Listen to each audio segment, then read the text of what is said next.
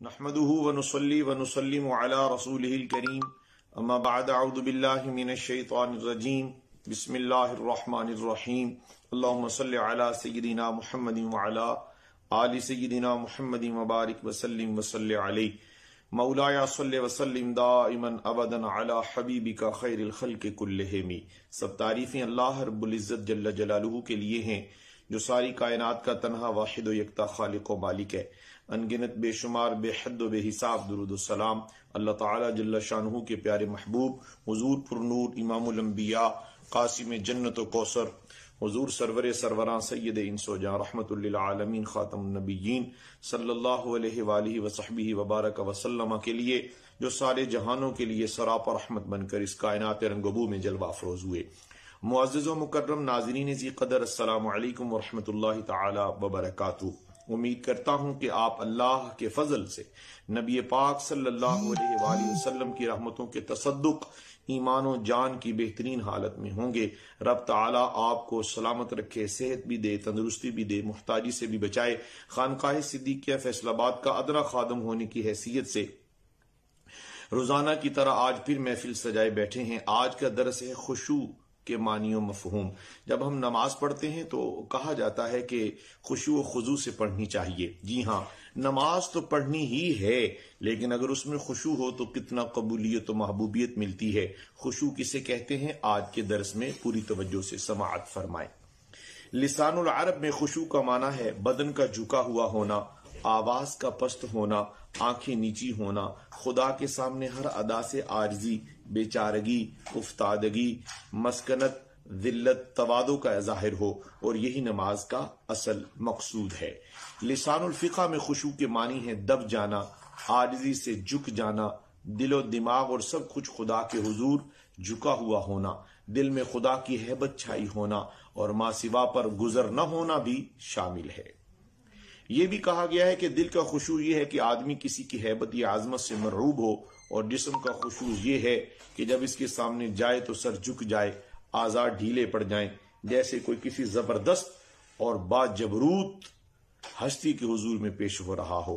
حضور پرنور شافع یوم النشور آقا دو جہاں صلی اللہ علیہ وآلہ وسلم نے ایک شخص کو نماز میں داڑھی سے کھیلتا ہوا دیکھا تو فرمایا لو خشع قلبہ خشعت جوارحہ، اگر اس کے دل میں خشوع ہوتا تو جسم میں بھی خشوع ہوتا۔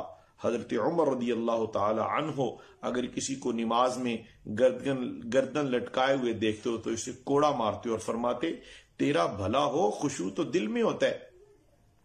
حضرت ڈاکٹر علامہ محمد اقبال رحمت اللہ علیہ فرماتے ہیں ناصبوری ہے زندگی دل کی، آہ وہ دل کے ناصبور نہیں، بے حضوری ہے تیری موت کا راز، زندہ ہو تو بے حضور نہیں۔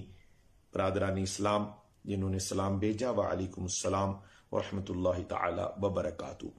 حضرت غوث اعظم شیخ عبد القادر جیلانی رحمت اللہ علیہ غنیت الطالبین میں فرماتے ہیں کہ عاجزی و انکساری، خوف و خشیت الہی، رغبت اور شوق سے نماز ادا کرنے پر اللہ تعالی جل شانہ کی رحمت نازل ہوتی ہے۔ نماز کو اللہ تعالی کی خوشنودی اور مناجات کے لیے پڑھنا چاہیے۔ دوران رکوع و سجود یہ جانے کہ میں اللہ کے سامنے نماز پڑھ رہا ہوں۔ نماز قابل قبول ہوگی یا نہ ہوگی، اس نماز کے بعد دوسری نماز تک زندہ رہوں گا یا شاید یہ زندگی کی آخری نماز ہو۔ عاجزی انکساری اور خشوع اور خشیت اسے کہتے ہیں۔ رحمت کون و مکان صلی اللہ علیہ وسلم نے فرمایا جو نماز خشوع و خضوع سے پڑھی جاتی ہے آسمان کے دروازے اس کے لیے کھول دیے جاتے ہیں۔ وہ نماز بہت نورانی ہوتی ہے۔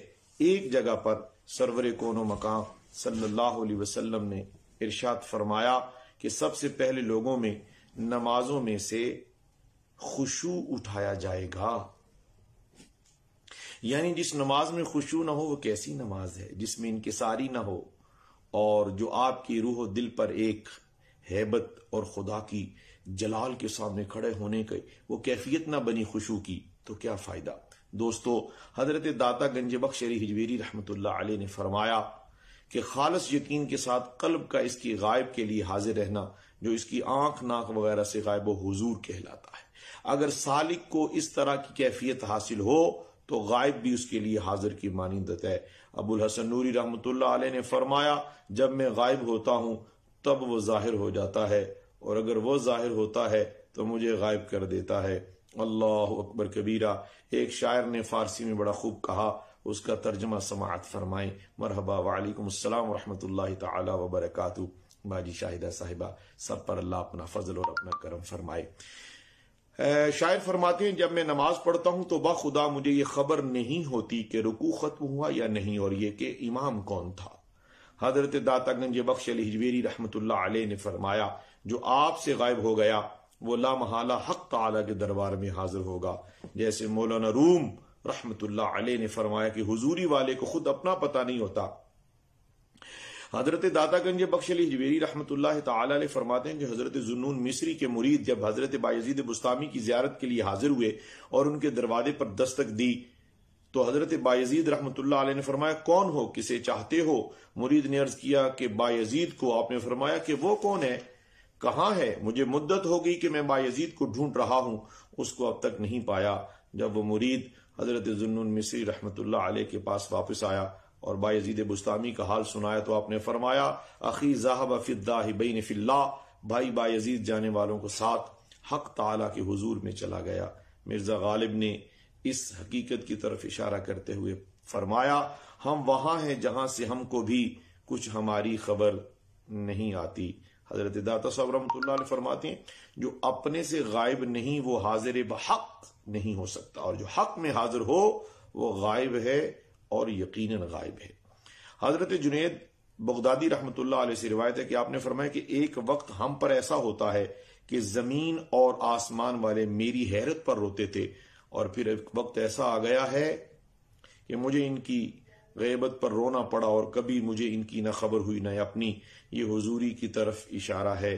علامہ اقبال رحمۃ اللہ علیہ نے خود ہی پر بڑا خوبصورت کلام لکھا ہے، لیکن میں اسی پر اکتفا کرتے ہوئے خشوع نماز، یعنی نماز میں جو خشوع ہے وہ کیسے پیدا ہوتا ہے، ڈاکٹر حافظ عرفان سلمہ الرحمن، پیارے محسن خان نقشبندی، ماں جی سرکار اور دیگر یاران محبت و طریقت، معلمہ جی حافظہ سحرش کنول صاحبہ صدیقی اور ام البرکہ، تمام نبی پاک علیہ السلام کے غلام، سچے سچے غلاموں، حضور صلی اللہ علیہ وسلم نے فرمایا نماز میں ادھر ادھر دیکھنے سے شیطان نمازی کی خشوع کو اچک لیتا ہے۔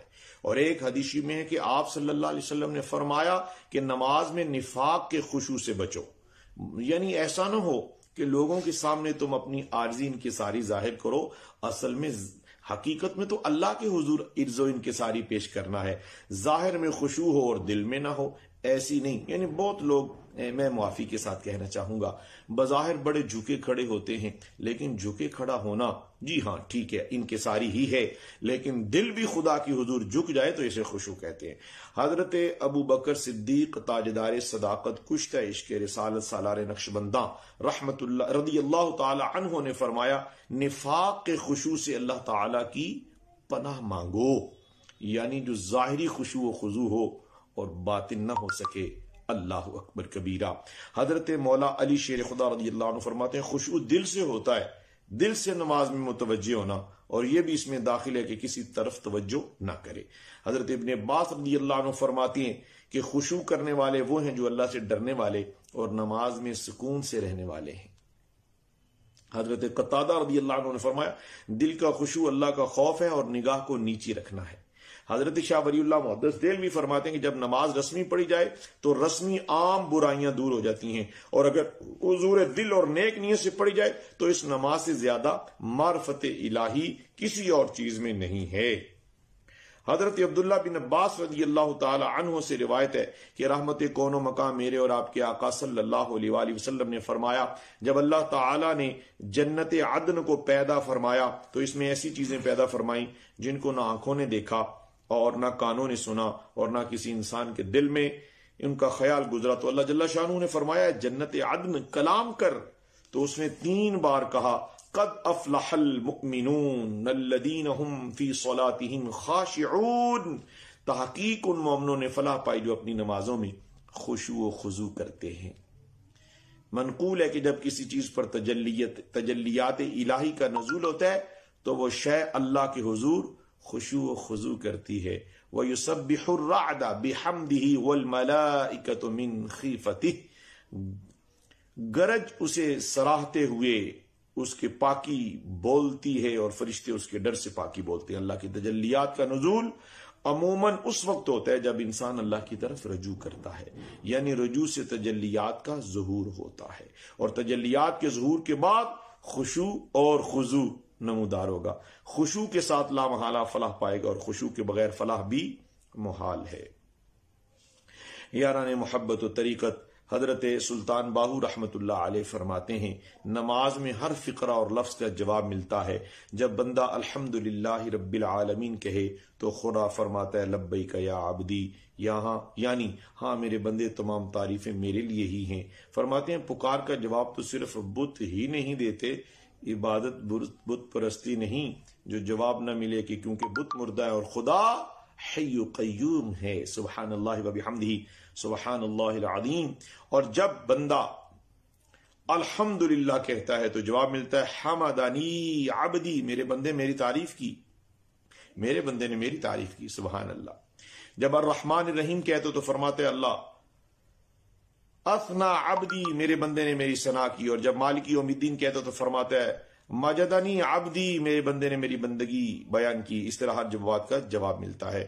اللہ رب العالمین سے یہ دعا کرتے ہیں، علماء و مشائخ بھی محفل میں شامل ہیں، پیارے علامہ ثاقب صدیقی صاحب بھی، دیگر برادران طریقت و شریعت، خشوع پیدا کریں، عاجزی پیدا کریں، انکساری پیدا کریں۔ جب نماز پڑھنے لگیں سوچا کریں، تصور کیا کریں، نیت کرنے سے پہلے ہی یہ تصور کر لیا کریں اور یہ نیت کر لیا کریں کہ ہم اس پاک بارگاہ میں حاضر ہو رہے ہیں جو ساری کائنات کی خالق و مالک ہے، اور جب ہم اپنے رب کے حضور پیش ہوں تو ان کے ساری خشوع کے بغیر نہ پیش ہوں، باوضو رہیں اور نمازوں کی پابندی خشوع و خضوع کے ساتھ اختیار کریں۔ اللہ رب العالمین میری اور آپ کی عارضی و حاضری کو قبول فرمائے۔ میرے پیارے محترم المقام جناب محسن صدیقی صاحب نے 63,000 مرتبہ آج کی محفل ذکر و درود میں